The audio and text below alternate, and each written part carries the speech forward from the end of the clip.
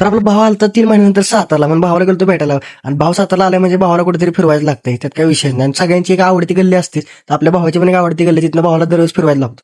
ते दुकानवाल्याने काय टाकलंय बघायचं का तुम्हाला, उदार मिळणार नाही, मिळणार नाही.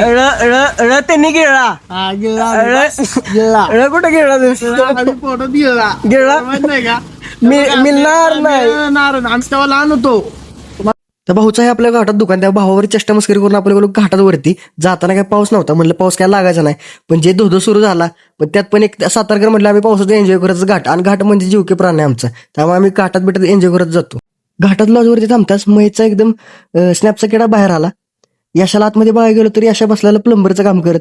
असलं खतरनाक म्हणला वॉश बेसिनच जोडत बसतो आता.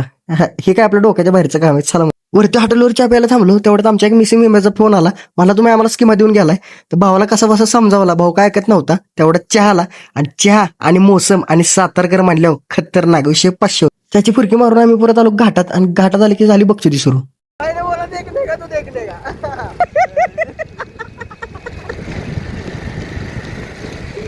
विषय काय झाला माहिती का, मगाच्या पोरग आवडलं पोरगीचं.